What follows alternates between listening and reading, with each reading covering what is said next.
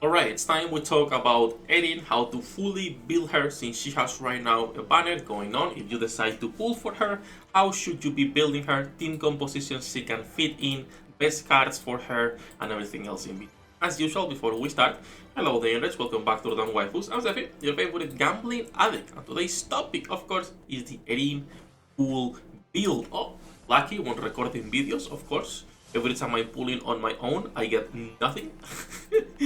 One character, I'll take one character. Who it is? Galahad. Okay, she's scored 7 already, so it's 2 souls, but I'll take the souls. Souls are always good to get. Okay, no complaints. I'm saving my souls. I don't even use them here.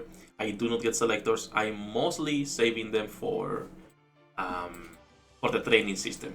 Right now it's a little bit harsh to get stones, but it's fine. No rush on that. Now, that said, let's talk a little bit about Edin today. That's gonna be today's topic. Before we go into Edin, there's also a new patch. I don't want to make a separate video for the patch notes. I don't think it's necessary since, well, the game is quite niche at the end of the day. But basically, we're getting a new, really good looking character. That's what I said. It's not really worth going for a T5 on Edin when we're getting this. Again, up to you. You can do whatever you want, but it feels like such a fucking waste. That's it. Enough ranting, okay? Again, I'm not gonna be making a video for these patch notes, but goddamn, she does look good. God bless this game, honestly. God bless this game. Let's talk about Erin. She's a T1 character, considered good unit. She's used at endgame absolutely everywhere, and this is a simple reason. She's one of the strongest buffers in the game. But that's everything she does. She does no damage, she doesn't heal, she just buffs. Anti-buffs. She's a utility character, right? Let's start with her kit, and then we'll move into everything else. The first thing we need to talk about is her passive. She increases her own HP only for herself. This is good because other skills work based on HP as well. Her second skill is a team buff, a permanent team buff. Additional damage 10%, damage reduction 10%. She has a few debuffs for the enemy to make up for the lack of her heals. But still, in my opinion, a lot of times you still need to bring a couple healers depending on what you're doing, but this helps a lot. Her third skill is pretty simple. It's 8-second duration on a 12-second cooldown, so pretty good uptime. She has a 30% attack buff for all allies and an attack reduction 10% debuff for all enemies. Again, you see this again where she gets a buff and she gets a debuff. So this helps with the lack of heals, but is increasing your damage a lot as well. And then lastly, we have her ultimate. Her ultimate is a shield that will last 12 seconds. It's based on her HP, so skill 1 is already helping her, right? And it's also giving additional damage 35%. Additional damage is a lot higher than attack. 35 additional damage is a lot more than 35% attack. We need to calculate how much it is actually, but yeah, it's a way better modifier to get than just attack. Additional damage is stronger. That's it. That's her kit, and as you can see, the only thing you really care about for her equipment is going to be HP for her shield. Nothing else. She's not a DPS. There is nothing that scales with HP for her. Her specialties just wanna go HP on all of them because again, she does not do any damage. And when it comes to her equipment, there is a few things you can do to even make her shields stronger. First of all, it's runes. Runes, you should be giving her one of these runes. Okay, one of these 25% increase HP and defense is good for her because again, her damage is negligible, so it's better if you're just increasing those shields instead. So the Solar runes are always really good for them. For support characters, you do not need to get them to Refine 100 because Refine gives crit damage on the runes, which is kinda useless for a character like Erin. So you put one of these runes at plus 10, you're good to go, okay? When it comes to the equipment, same thing. You could be going with, for example, one of these Green Knight helmets is giving her HP, but any item that has multiple HP lines works. Now, if you do not have any item, any trinket with double HP, then or more, you should be putting something like the transformation scrolls, which is giving an extra 25% HP. But most of you will have a couple items with a few HP lines, right? Most likely. So if you can get one of those double, triple, if you're lucky, quadruple HP, get that on her. Outside of those two, it does not matter what you're putting in terms of the armor. Of course, as usual, in my opinion, if you have issues surviving, something like the gold armor is gonna be fantastic, or something like the goddess armor is also really good. Two armors are the best in my opinion. You could also be going for the new Tempest armor, and I would ignore anything that's offensive, like the Green Knight armor.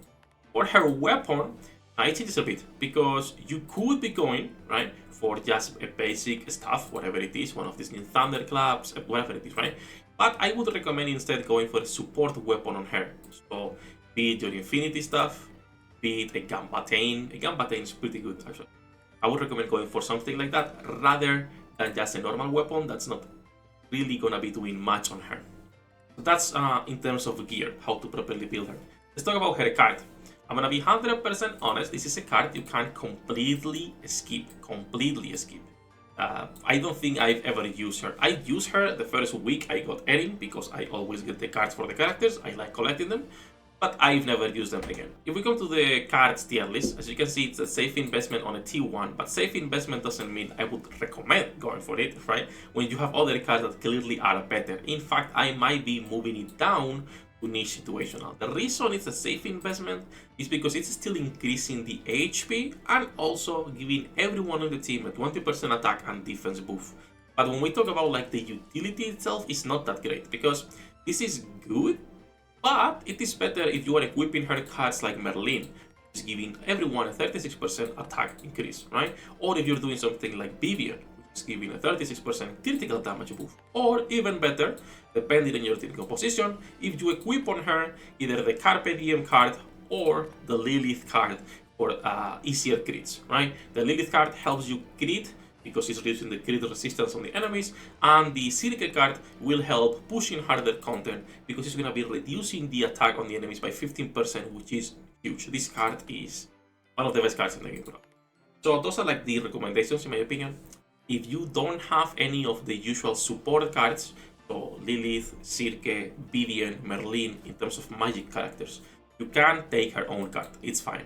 Instead of a 36%, you're gonna be getting a 20% buff, right? Which is still good, it's still great. We're talking about 20% attack, 20% defense, and you're also gaining more HP for your own shields. So all in all, I will say you can skip it, but if you don't have any of the usual support cards, you can't get it. Then moving on to Awaken and dupes. Is it necessary to get dupes on her? I mean, of course, it's gonna be increasing her HP a lot, meaning her shields are gonna be stronger, but I don't think it's necessary. I've said this on my previous video, this is a character, for the most part, used at endgame. If you are there, yes, go for dupes. If you're not at endgame, you can settle for either a base copy or a plus 3.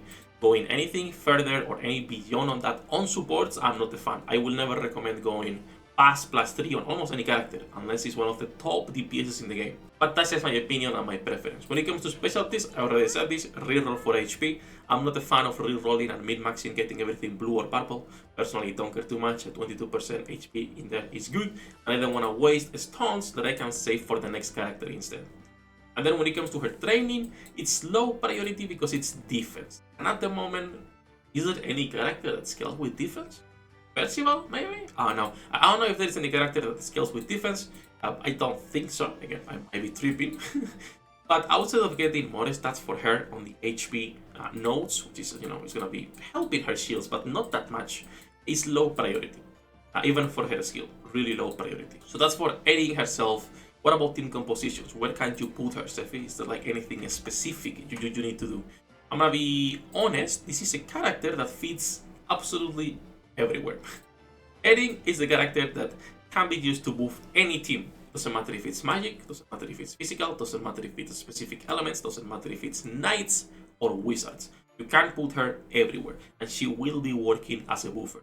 If it's your Anessa, she's getting buff. If it's your Tiamat, she's getting buff. Because the buffs that Edin has are universal. It's additional damage, it's the attack itself, it's the more additional damage here. Like, she's not giving specific things. Just like Galahad or the Ansech, right? So that's why she's so good and used at endgame. So she can be thrown into any team composition and she will work just fine. So once again, I would still recommend going for Phoenix over Edin, but if you do end up pulling for her and you want to build her, that is everything you need to know about the lowly Edin. I didn't make a video for Diane, Lisa, and Isabel. I will probably make videos next time they do a triple banner like this on all the characters, so we can keep updated builds on the units. When I make a video on each character, however, I will not make like updated builds unless they buff those units. Unless they are changed, it's not really worth it. That's it. That's everything I have to say today for Edin. Any questions you guys might have or things you will change, of course, leave a comment down below and we can talk about it.